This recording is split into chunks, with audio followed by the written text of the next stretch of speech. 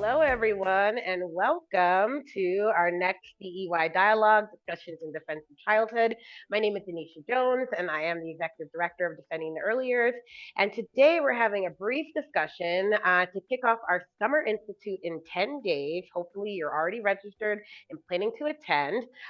This year, at our seventh Summer Institute, we are talking about three values: equity, truth, and care, and how we might use those values in our work as early childhood educators, activists, advocates, and parents to protect ourselves for this uncertain future that lies ahead. Right? It's kind of the idea that, we have a lot of things that we know about early child education. We have values that we need to remain committed to our work as part of how we resist what is happening. And so, to kick off today's discussion, I am delighted to be joined by DEY National Advisor and Early Childhood Educator in Washington State, Rixa Evershed. Hi, Rixa. Thanks for joining us. And we've got DEY Working Group Co-Facilitator and Early Childhood Educator in Massachusetts, Aidn White. Hi, Aidn. Thanks for joining us as well. All right. So we're just going to have a little conversation about these values, right? Again, it's this kind of idea that we need to lean into what we know works in early childhood. We need to fortify ourselves in the things that we are committed to, the values that will guide us, because we don't know what the future holds, right? We didn't know where we were going to be in 10 days when the Summer Institute starts. We're seeing a lot of unsettling things, but we really weren't sure how bad it was going to be, how bad it's going to get. And so this idea of preparing for an uncertain future, I think the best way to do that, and we've talked about it, is leaning into who we are and what we have and what we do and what we know works in our field. And so that's why we kind of decided to focus on these three values. So yeah, I'd love to hear from you. What are your thoughts about, let's start with equity, right? We're doing equity on day one, which is on June 23rd. What does equity mean to you as a value in early childhood education and care in the work that you do every day? Rixa, why don't you get us started? Oh, goodness. For me, it's really about the consideration of children as our equals in spaces, as our equals, as learners, as our teachers in many cases, that we center their humanity, that we center their capability in the work that we do. And that requires us to show up in the classroom authentically ourselves, but also regulated and hydrated. If you, you know, eat breakfast, folks, maybe walk in the grass at lunchtime if you can find a patch. And so those are some of the things that we've really been thinking about a lot recently is this idea that it's what's happening outside of the walls that we have our programs inside of or our homes inside of is very uncertain, and to your point, we don't know what's coming next and what'll that look like and how will that feel. And I know that for me, when I welcome children and families through the door in the morning, it's with this idea that you're in this space where we see you as you. And we see you as somebody who can contribute to solutions, who can contribute to community and being together in ways that are supportive, regardless of belief structures and backgrounds, right? It's about role modeling this idea that you have something valuable to bring to the table. I love that. I hear you talking about equity as self-care, as taking care of yourself, equity as a safe space, welcoming space for all children, right? Giving whatever that might need for them, but it's a space that's going to kind of bring them in and do that, right? Give them what they need. I love Absolutely. that. Aidn, how about you? How does equity show up in the work that you do? Absolutely. Yeah, I think everything that's already been said is so true as in my work with infants as well. I think that another thing that uh, really brings my focus back to equity is this idea of autonomy. Like what we're lacking in the world around us a lot of times is autonomy, and the ability to choose and make choices. And that I think goes double for kids and their families. And part of the equity that we want to give to those families when they come into our doors in the morning is the ability to choose what they're doing for themselves. Like choose who they're with, choose what they're eating, choose, not if to sleep, but when to sleep, right? Just the options that we're able to give them, to treat them more as those full people that we know that they are, to let them know how important they are by not taking away that autonomy from them. And there's also a major piece of equity in just making sure that we have the ability to get to these classrooms every day, right? Like there are many families in everyone's communities who don't have access to quality early childhood education. And so part of my job outside of just being in the classroom with the kids and being present for the families is also maintaining that access for them, making sure that they can continue to come to school, whether their transportation has gone awry somehow, or, some families will text us in the morning and say, we don't have any food in our house. Can you feed our kid for us today? Those things are a major piece of the equity that we try to bring when we let kids come through the door every morning. Yeah, yeah, and it's so important about meeting the needs, right? The diverse needs of our families and students today, right? Because yeah, some are coming in hungry, some are coming in thirsty, some come in and they need to sleep because for whatever reason they're still tired, right? It's one of the best stories I love. One of early childhood educators that I know in upstate New York, Melinda Marshall, she shared a story about a mom dropping off her kid and like literally she fell asleep in like the drop off area and she just threw a blanket on her and left her. And I don't know how, maybe an hour or so she was like, whoa, what? She's like, you look tired, right?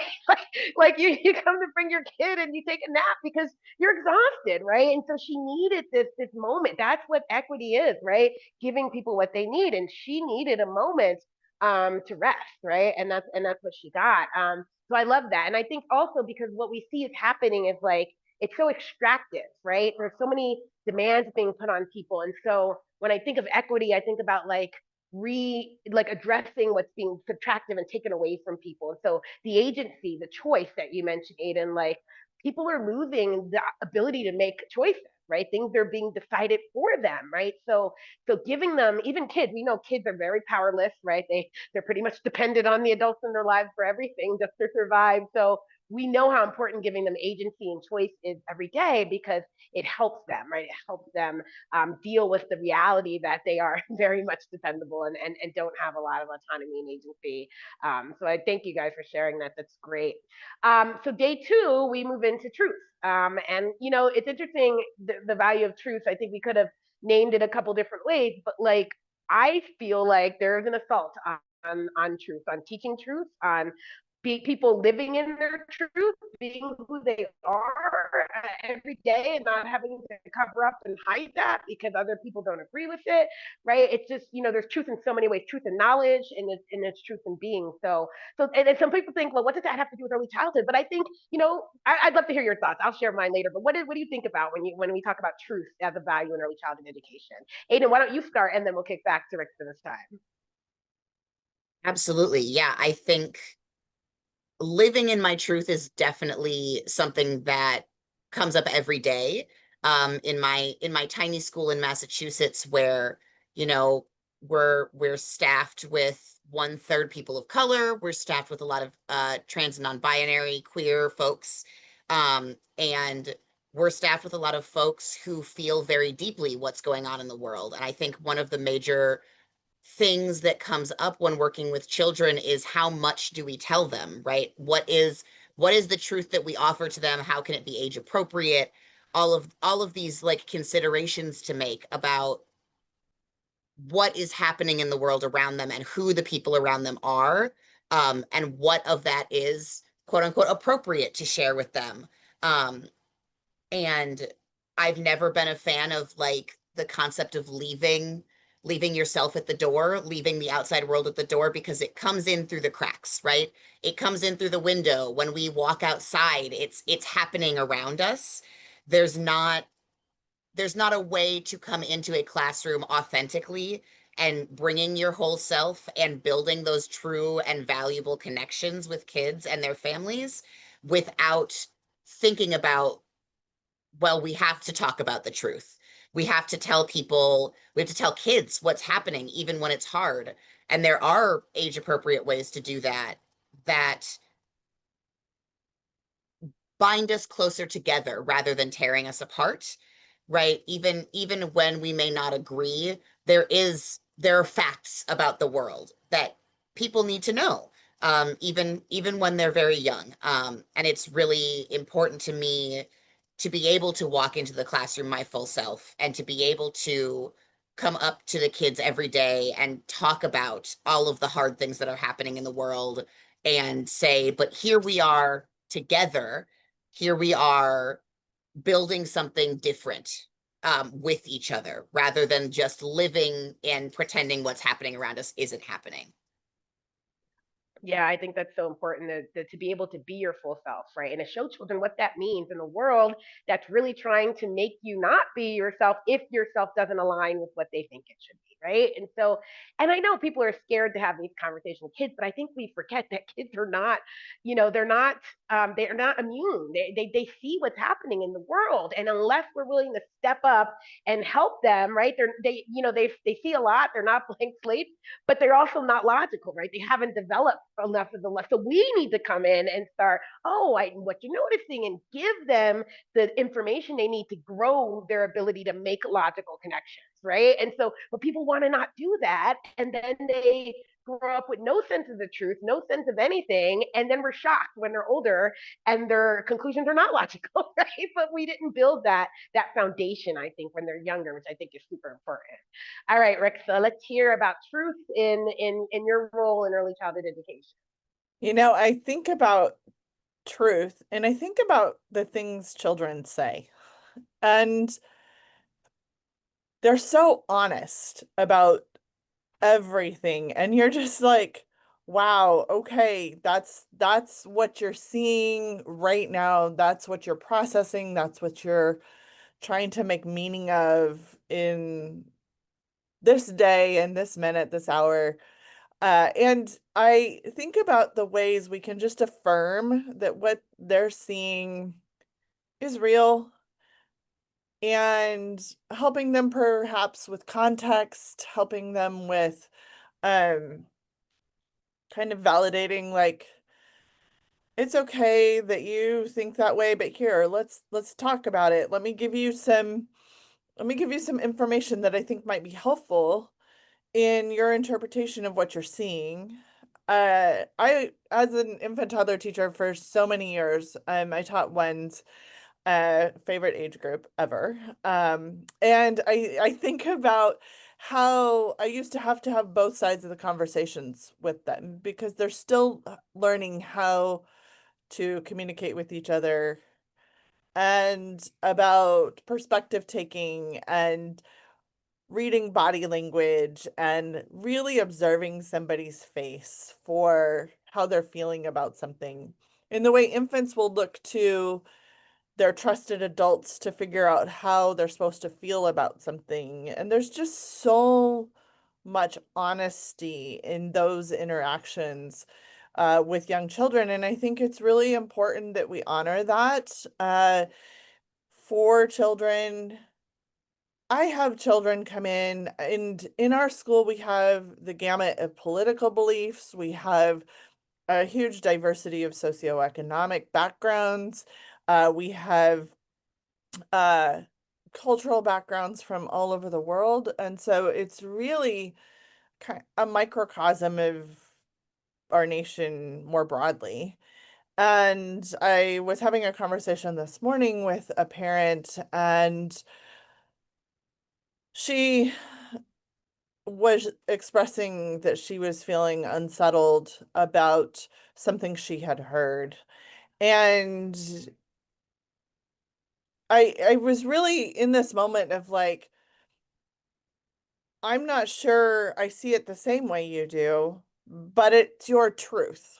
It's the way you are seeing this, and that is as important to hear as it is for you to feel heard in this moment. And so as I navigate this space that we're in politically in this country, I think about like conversations and hearing people's lived experiences and their truth and how that translates to the way children are able to participate in the world as citizens, and how I want children in our program to feel like they can say things, and if others don't agree with them, that there's no shame in that, but to model what having civil discourse really looks like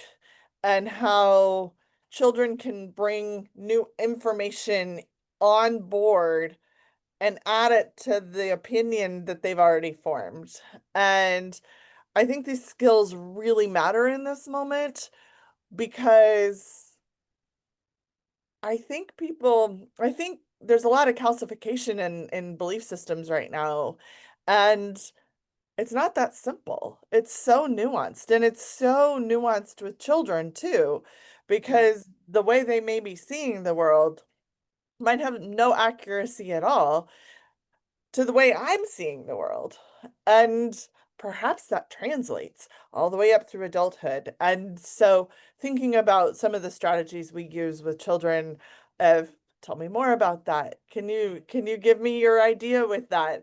And having those with families and with our broader community, I truly believe in my heart that community, really strong, connected communities where everybody feels like they have a role and a place and they feel a sense of inclusion and belonging in those spaces, that is the antidote to what we're currently experiencing.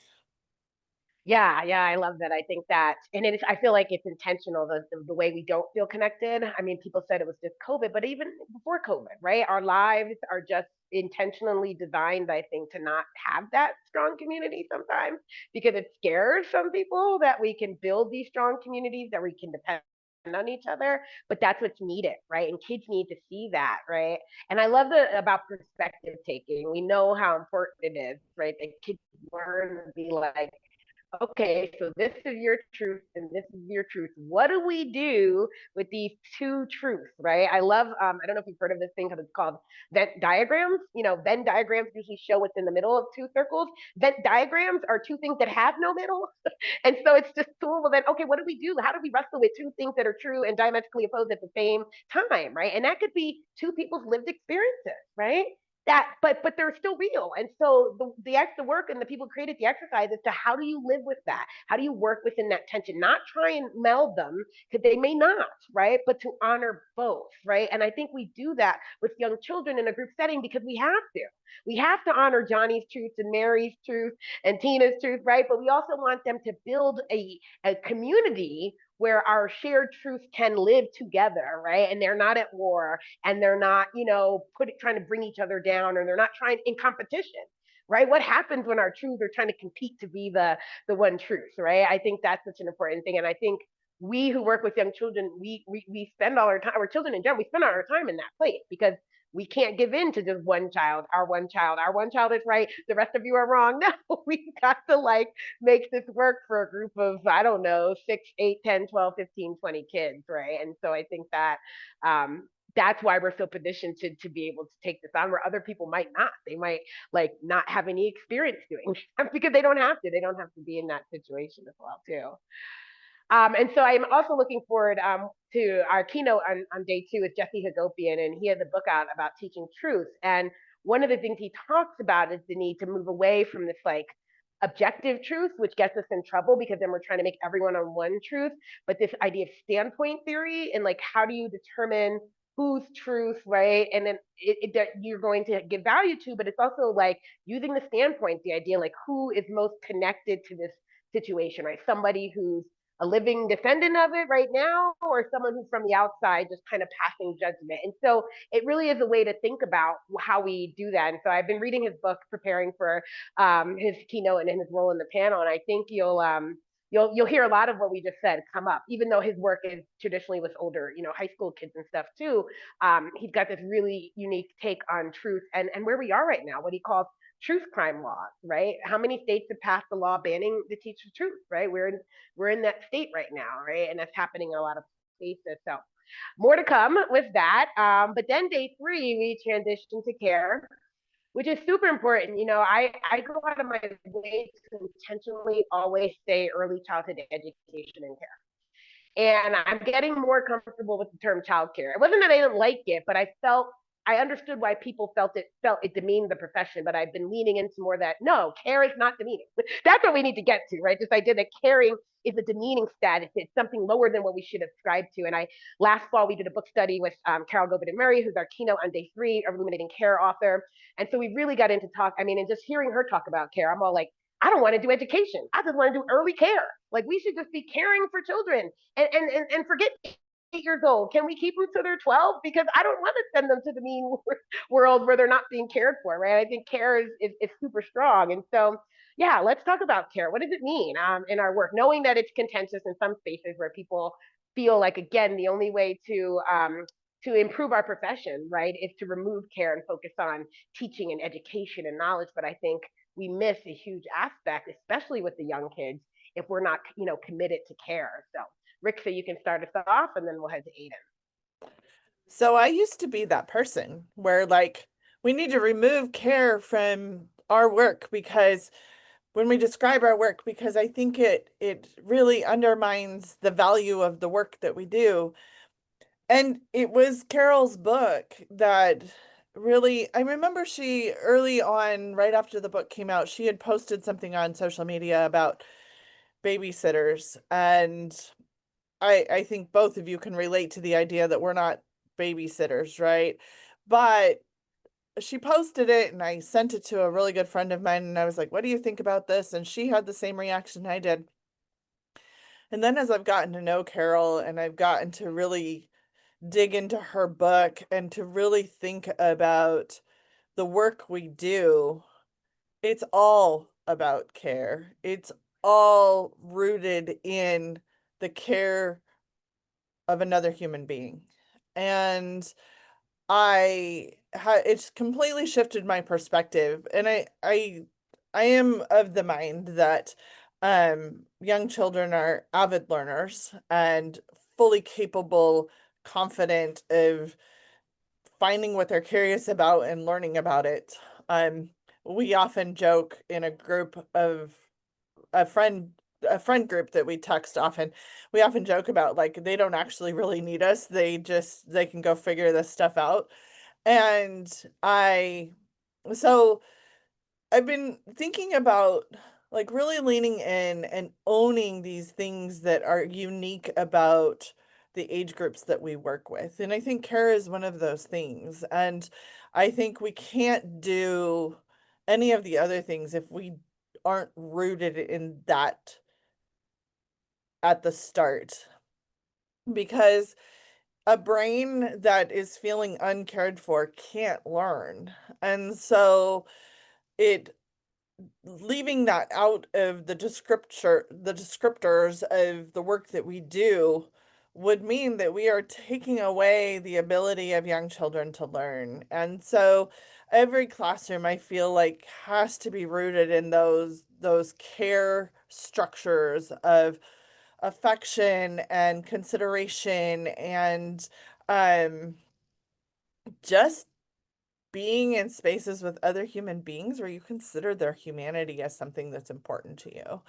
And so I again, thanks to Carol, it completely shifted my perspective on the word itself, but also on the work we do as that being of primary importance, not education over care. Yeah. I remember having this debate. I was working.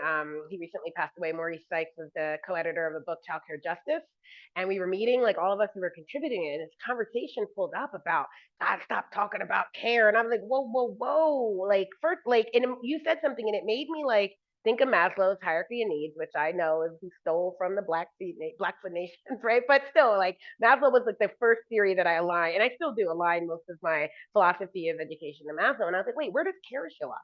And it's all of there, right? Physiological needs is custodial care, and I think people think that's what they mean by care, just custodial care, just making sure kids are breathing, have food, have water, have shelter, and have clothing. And see, but that's just one basic level of care, right? That's custodial care. But safety and security is care, right? That's the next level. You're caring, you're ensuring that they have health and prosperity, and right, they have all of these things. Love and belonging is care, right? Care is rooted up, right? It's in the entire thing, but it just gets such a demeaning tone, right? And I'm sure we'll talk about that. Well, we're talking about care in terms of like helping us face the challenges of like the environment, right, and the climate, right, and how can a ethic of care do that, right? And so, but I think it's still important that we still address like why care remains such a contentious like thing, right? And like you said, it's a journey to come from, oh, I know I don't care for kids, or I don't care for days or whatever, to being like, no, care is fundamental to the work. So Aidn, I know you wanted to talk about care, so let's hear you as well. Well, I too am fully obsessed with Carol's book, and really excited to hear her speak more about it. Um, as a, career infant teacher, where almost all of my work that I've done in the past 12, 13 years has been with kids under 2, um, I think that over time it only becomes more obvious how much of the work of education is actually care, right? It's not even that the two can be separated. It is the amount that an infant can learn in a singular diaper change or in the span of drinking a bottle, right? The primary things that infants are learning in a childcare setting is how to be part of a community, how to be social, how to learn to regulate your own emotions, how to build secure attachments. All of these things that we kind of take for granted when we think about ourselves as adults or even older children, right? Like we're thinking about math and science and English and can you read and can you write? And truly, the basics of all of those things are built off of, can you be a person in society? And being a person in society relies upon the idea that someone has cared for you and taught you how to care for others, right? It's really, really hard to be a successful member of a community if you are approaching from a point of never having felt that true care and never having felt like somebody saw you and loved you and was affectionate towards you. One of the major things that parents always tell me when they come into the classroom is just, I'm so glad that I'm leaving my baby with somebody who loves them the same way that I do, right? Because when you're doing something as incredibly challenging as dropping off your very young infant to a bunch of potentially strangers to take care of them so that you can go and make more money, because capitalism, it really, it's so hard. And so through caring for children, we care for families, we care for communities, and then children care for us and families care for us and communities care for us. And I think that that to me is the like foundation of how we continue going in these difficult times, is how much can we care for each other when the world around us is showing that it does not care for us? Um, and how much can we rebuild the world that does not care for us through building communities that do?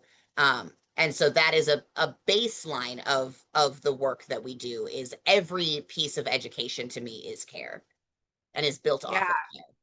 it's built off of care. No, and that's so important, because I think that's the thinking behind, right. We're facing all of these environmental climate challenges, right. But if we lean into care, and like you said, we care for children, they care for us, we care for their families, they care for us, and we all care for our environment, for our planet. We build a community, we build an ecosystem of people who understand that we must care for this earth, right. We must care for it in lots of different ways, right. And I think that's what we hope to, to show you guys in our discussions. We've got Rukia Rogers, who, if you're not familiar with her work at the Highlander School, like I can't wait. I have this vision in my mind, this huge research project. I got 10 of y'all enlisted up. I want to come observe all y'all. And I cannot wait to go there. And I feel like I'm not going to want to leave. Like, I'm just going to want to, because I see all the images on Instagram and I see the kids and the nature. And it's just, I've been in those spaces before. I got to visit Keisha Reed Center in Maryland, and I want to go back, right? Like, because you can just feel the care and you feel